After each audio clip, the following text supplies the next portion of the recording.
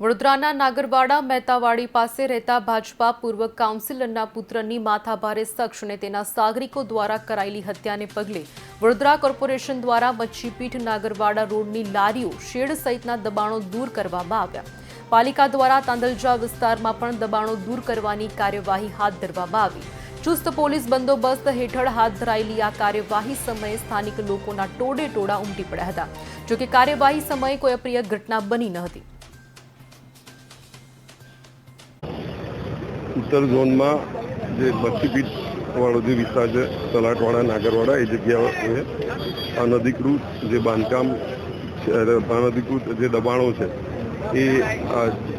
Any कार्यवाही चालू है और विविध विभागों और पुलिस विभाग साथ रहीने कामगीरी करवामां आवी छे।